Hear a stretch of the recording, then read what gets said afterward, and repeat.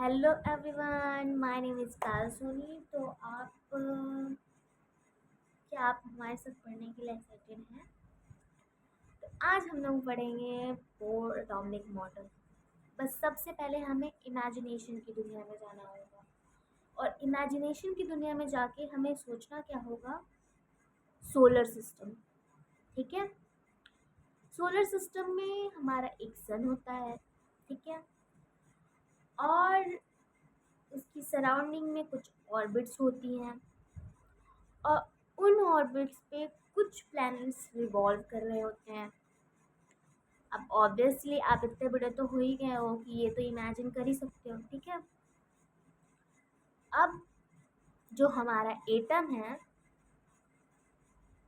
By the way atom क्या है, ये भी एक क्वेश्चन है। जितने भी मैटर, जितनी भी चीज़ें हो सकती हैं इस दुनिया में, सब मैटर है।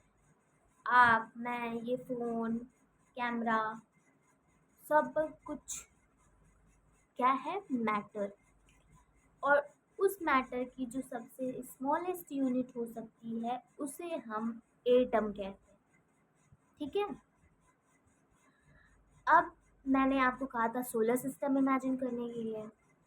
तो सोलर सिस्टम में जो हमारा बीच में सन होता है, हम उसे कंसीडर कर लेंगे एटम का न्यूक्लियस। ठीक है। और वो जो न्यूक्लियस है उसमें दो चीज़ें होती हैं। एक होता है प्रोटॉन, दूसरा होता है न्यूट्रॉन। ठीक है। अब और जो ऑर्बिट्स होती हैं जिन पे हमारे प्लैनेट्स रिवॉल्व करते हैं, उन प्लैनेट्स को हम इमेजिन कर लेंगे नेगेटिव चार्ज की तरह, जो कि हमारे इलेक्ट्रॉन्स होते हैं। ठीक है। अब मैंने आपको जो कहा वो मैं आपको ड्रॉ करके दिखाती हूँ। पहले हमने क्या कहा? पहले हमने कंसीडर किया हमारा सन। हमारे सन को हमने क्या कहा कि सन को हम न्यूक्लियस कंसीडर करेंगे, जहाँ पे हमारे प्रोटॉन है और न्यूट्रॉन है। न्यूट्रॉन पे हम कोई चार्ज नहीं, इसलिए कुछ नहीं ड्रॉ कर रहे हैं।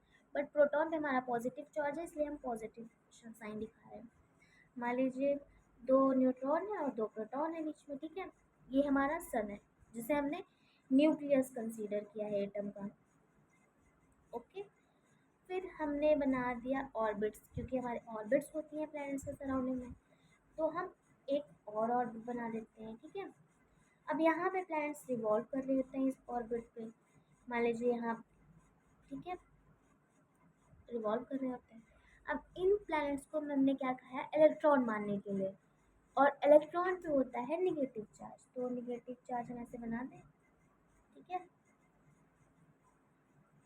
अब हमने क्या देखा कि न्यूक्लियस जो है उसको हमने कंपेयर किया सन से, और प्लैनेट्स को कंपेयर किया हमने इलेक्ट्रॉन से, जिस पे है निगेटिव चार्ज। और जो सन है हमारा, जो कि न्यूक्लियस है एक्चुअल में एटम का, उस पे है दो चार्जेस, मतलब दो चीज़ें। एक होता है न्यूट्रॉन, दूसरा होता है proton. Sorry, it's my mistake. ठीक है। तो न्यूक्लियस में हमारे दो एलिमेंट्स होते हैं। एक होता है न्यूट्रॉन, दूसरा होता है प्रोटॉन। प्रोटॉन होता है पॉजिटिव चार्ज, वहीं पे हमारा जो न्यूट्रॉन है वो न्यूट्रल होता है। ओके। पहले तो हमारा निगेटिव चार्ज है जो कि हमारा प्लैनेट है, और ये हमारे इलेक्ट्रॉन्स होते हैं एटम के।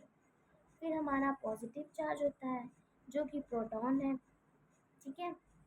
फिर हमारा एक और आता है न्यूट्रॉन, जिस पे कोई चार्जेस नहीं है, और ये दोनों न्यूक्लियस पे होते हैं। ठीक है। ये दोनों न्यूक्लियस पे होते हैं, और ऑर्बिट पे हमारे इलेक्ट्रॉन्स घूम रहे होते हैं। तो यही है हमारा बोर का एटॉमिक स्ट्रक्चर, जो आपको शायद थोड़ा बहुत दिख रहा होगा। ठीक है। बाकी हम जब पढ़ने लगेंगे तब मैं फिर से रिकॉर्डिंग करूँगी और ढंग से रिकॉर्डिंग करूँगी। अभी इमरजेंसी में मुझे ऐसा रिकॉर्ड करना पड़ रहा है क्योंकि 18 लास्ट डेट है। ठीक है।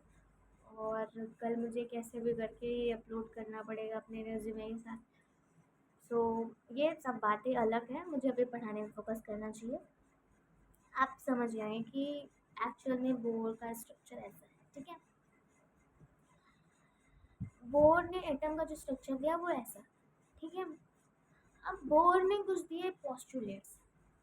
अब उन पोस्टुलेट्स में क्या है, पोस्टुलेट्स कहते हैं, ठीक है, पोस्टुलेट्स ये बताते हैं कि जो हमारे एटम में है चल क्या रहा है, एक्चुअली चल क्या रहा है। तो पहला जो हमारा पोस्टुलेट होता है वो बताता है कि जो इलेक्ट्रॉन्स हैं वो फिक्स्ड ऑर्बिट में रिवॉल्व कर रहे होते हैं, ठीक है, जिनकी एक फिक्स्ड अमाउंट ऑफ एनर्जी होती है। ये हमारा होता है फर्स्ट पोस्टुलेट। यानी यानी ऑर्बिट में जिस ऑर्बिट्स में हमारे इलेक्ट्रॉन्स रिवॉल्व कर रहे होते हैं, उन उन इन ऑर्बिट्स की फिक्स्ड एनर्जी होती है, और इस पार्टिकुलर इलेक्ट्रॉन जो है पर्टिकुलर ऑर्बिट में ही रिवॉल्व करेगा, ठीक है। ये हमारा पहला पोस्टुलेट होता है। और दूसरा पोस्टुलेट हमारा ये होता है कि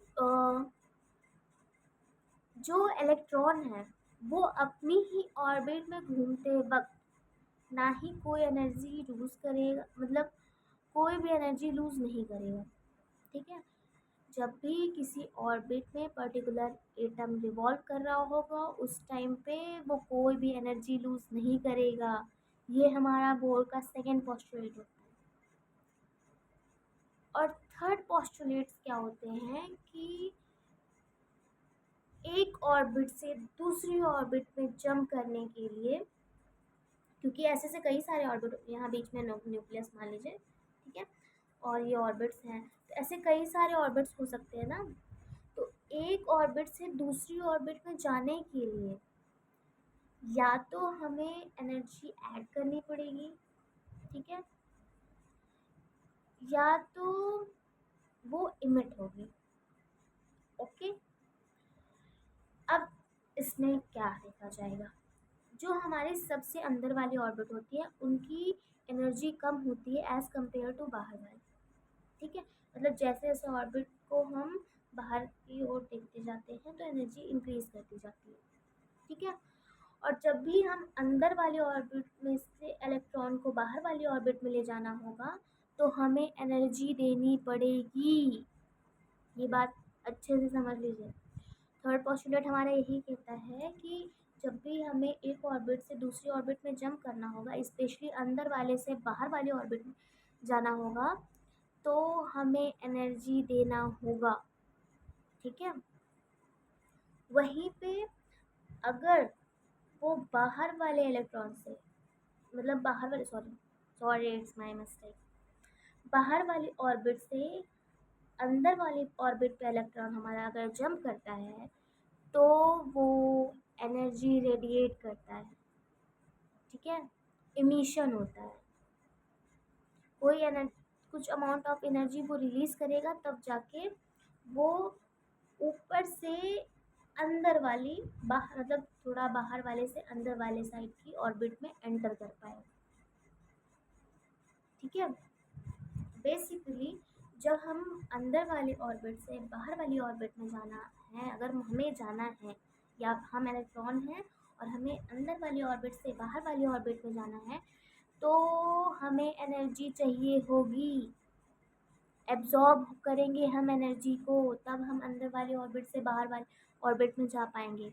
वहीं पे अगर हम एक ऐसे इलेक्ट्रॉन हैं जिन्हें बाहर वाली ऑर्बिट से अंदर वाली ऑर्बिट पे जाना है तो हम एनर्जी को रेडिएट करेंगे। जैसे कि ये फेस पे हमारे एनर्जी रेडिएट हो रही है वैसे ही हमें एनर्जी रिलीज करनी पड़ेगी, इमिशन करना पड़ेगा, तब जाके वो बाहर वाली ऑर्बिट से अंदर वाली ऑर्बिट पे हमारा वो इलेक्ट्रॉन आएगा, ठीक है। और फोर्थ जो पोस्टुलेट होता है वो क्वांटाइजेशन को शो करता है, जो कि हमारा वीडियो बहुत लेंदी हो गया है तो हम इसे यही पेंड करेंगे। और thank you so much for seeing my video so dedicatedly. Thank you everyone.